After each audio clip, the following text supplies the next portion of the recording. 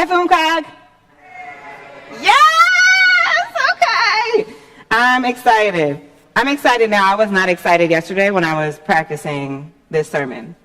So God is really funny. God has jokes. Your pastor has jokes.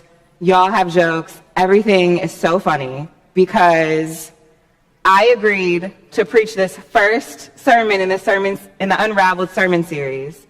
And conveniently, it is Unraveling of Vocation, when God stops us on our well-trodden path. How convenient. Right? Like, it's so cute. Of course, I'm preaching about vocation on Labor Day weekend after I just left my good union job that I had for 5 years to come do something totally different. It's very cute, very cute. Y'all are funny, very funny.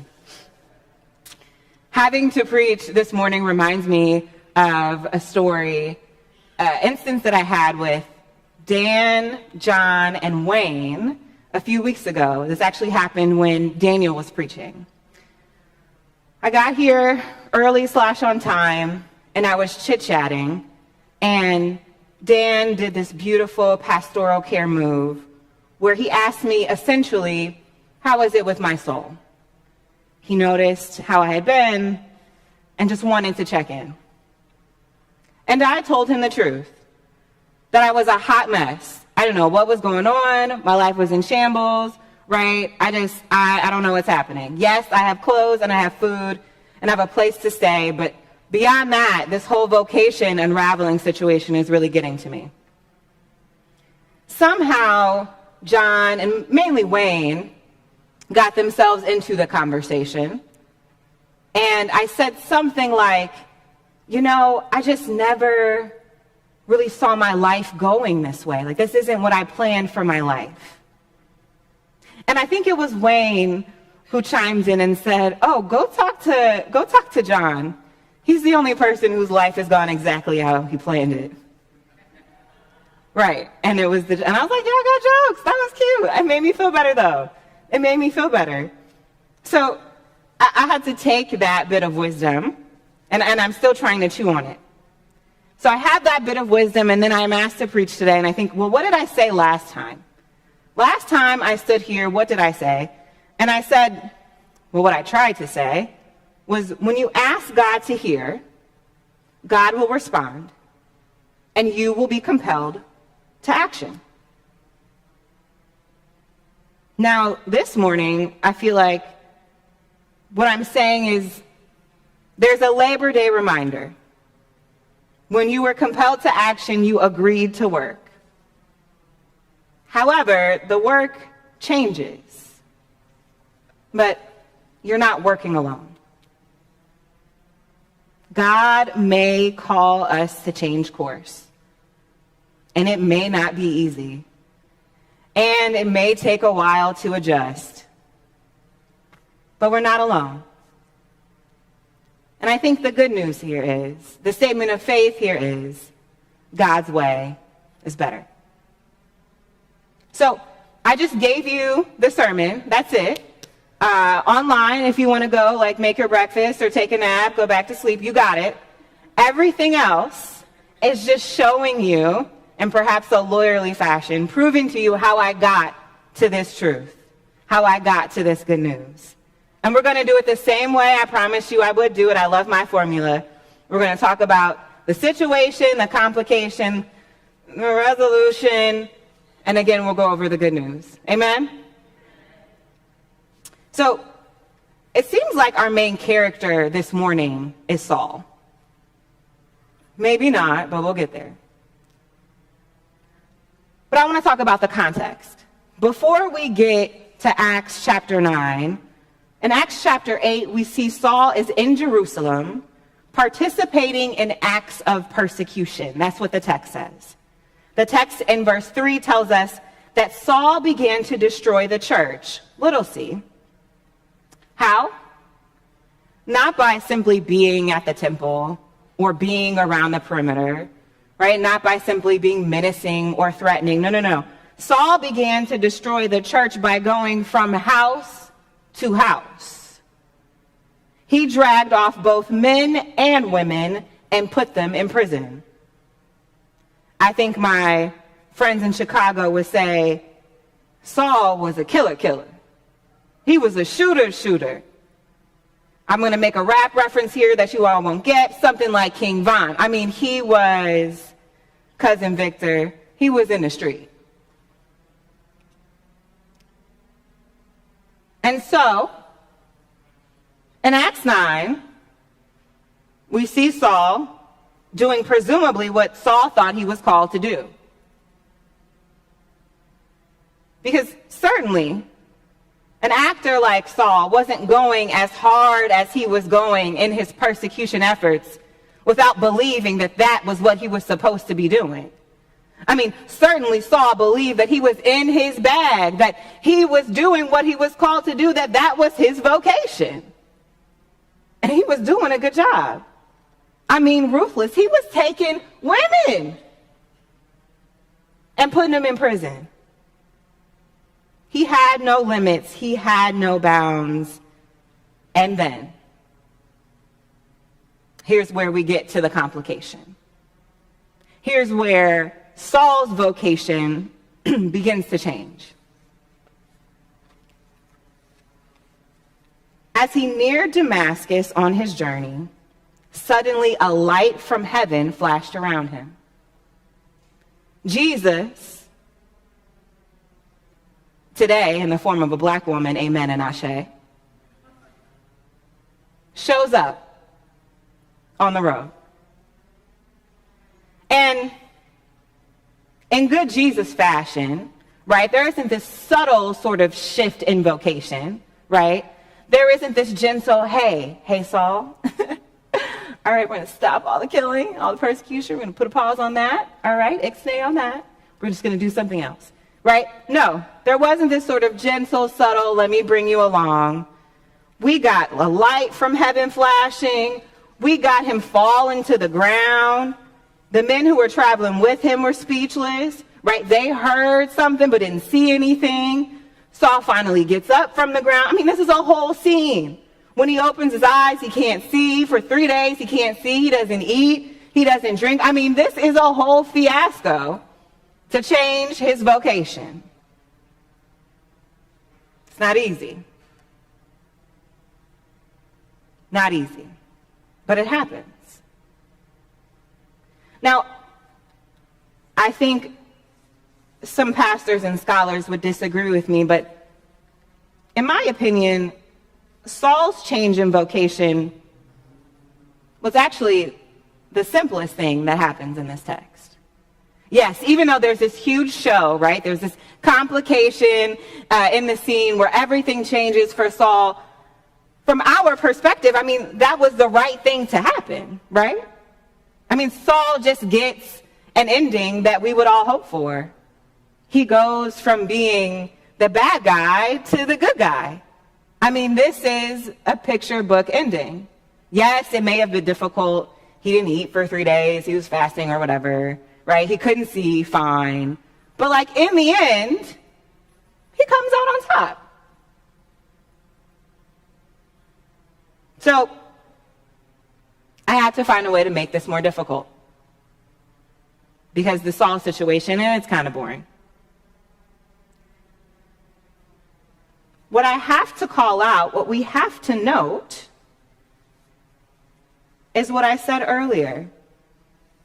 That oftentimes, when the work changes, we're not alone. That brings us to one of the other actors in this text, Ananias. What about Ananias? I think this may actually be the real complication. Because Ananias and his identity, right, who he thought he was, what he thought he was called to, also becomes unraveled. How so? I'm glad you asked. All of a sudden, Ananias, this disciple, bopping about his life, doing God's work, right? Risking his life to follow the way, to follow Jesus Christ. Well, he's confronted and asked to provide support to a killer, right? Just 3 days before their interaction, Saul would have took Ananias and his wife and thrown him in jail. I don't know if Ananias actually had a wife. Just go with me here. We're flowing. And all of a sudden, after being faithful, after being brave, after being courageous, Ananias now has to show up for somebody who has done nothing but cause harm. He has to put aside his worries and concerns. Not only that, but he has to listen to God tell him about somebody else's promise. Have you ever felt like Ananias?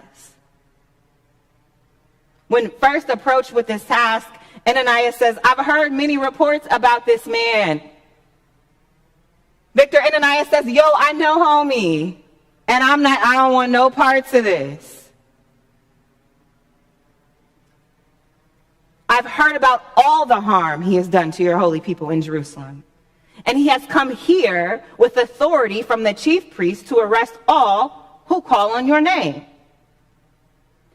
And Jesus, in this moment, when Jesus is shifting Ananias' identity or vocation, in this moment, Jesus doesn't say, Ananias, you are so great. You've done wonderful works. I am proud of you, and it is because you are so great that I'm calling you to do this thing. This isn't like an affirmation sandwich that they tell you to do in corporate America. No. Instead, Jesus is like, go. This man, not you, this man is my chosen instrument to proclaim my name to Gentiles, their kings, and the people of Israel.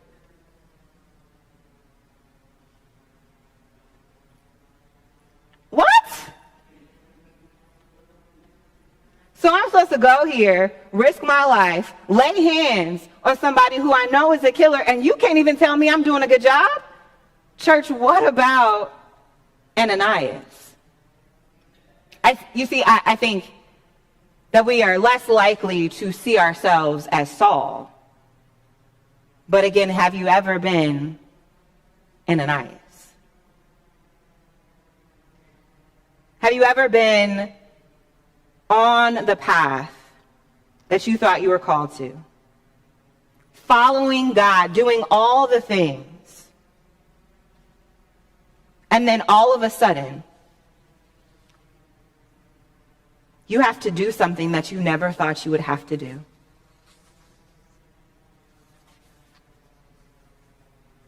What about Ananias? Have you ever felt like Ananias? I can only imagine Ananias is saying, wait a minute, I've done everything for you.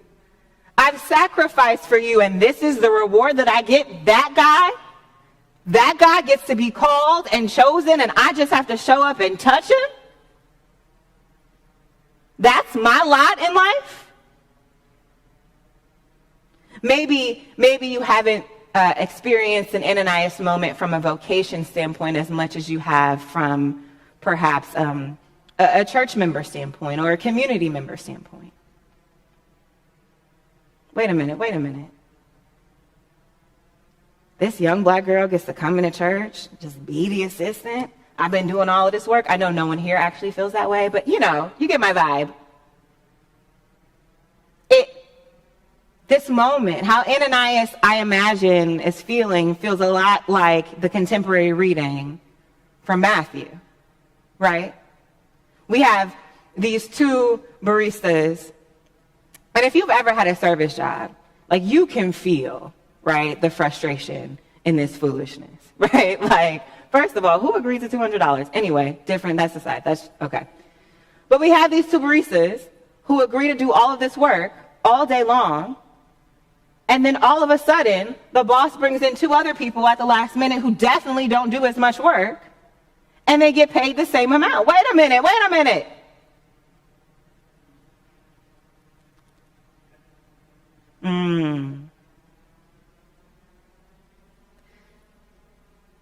Sometimes, when you agree to do the work changes. But remember that even though it's not easy, even though it takes a while to adjust, you're not alone, and God's way is better. What's hard for me to see, what I imagine is hard for Ananias to see, and certainly what was difficult for our baristas to see, is that what the other people get has nothing to do with us. The $200 that the people got who came in later on has nothing to do with the 2 people who came in earlier. That tension, that jealousy, that resentment, that frustration, that in our context, I'd argue, is rooted in American white supremacist capitalism. It's a very, where is she? Not our Karen, but like the Karen, right? You're familiar, the Karen energy. No, we'll talk about it after church. It's fine. It's a very Karen-like energy. Well, they got this. That has nothing to do with you. Well, they're over there doing that. That has nothing to do with you. What were you called to do? What was your labor? How has your labor changed? What do you need to stay focused and work within that which you're called to, even when it is difficult and even when you have to adjust slowly? Fumkag, this sermon certainly is for me. And I hope that it is for us as a church as well. Because our vocation may be shifting.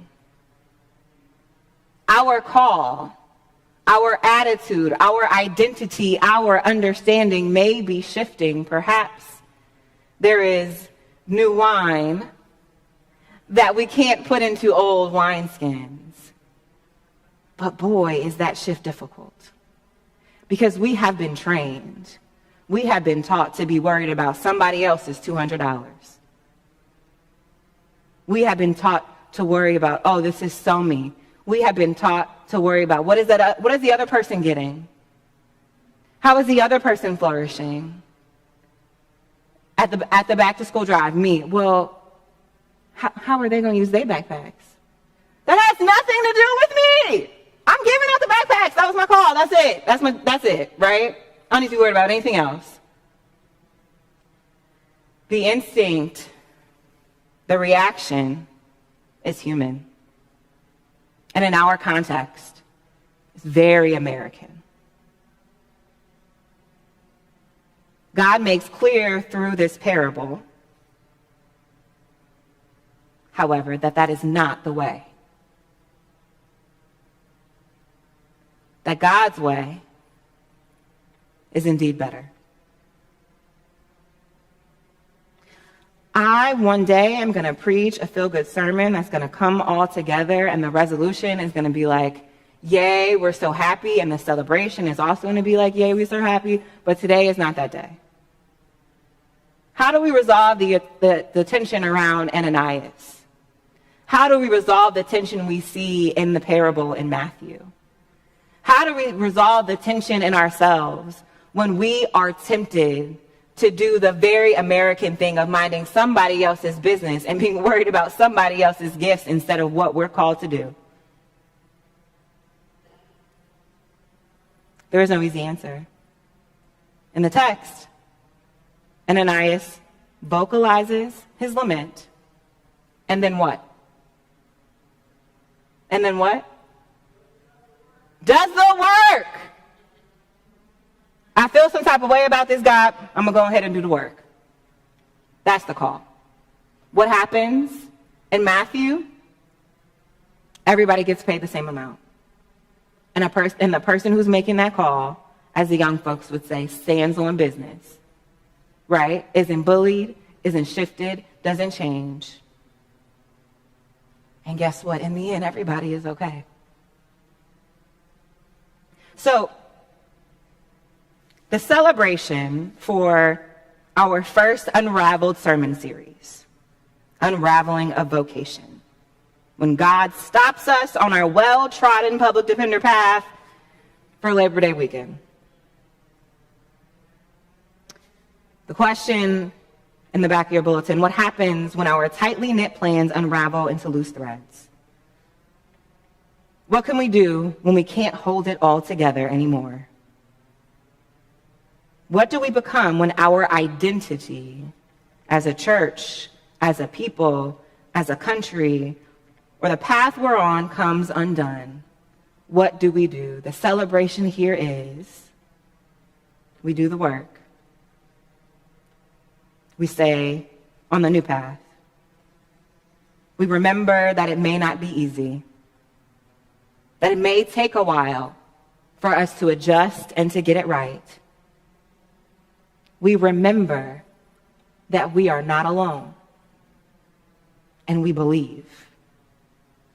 Perhaps at first simply by faith and not by sight, but we believe that God's way, the changed way, is the better way. Amen? Amen.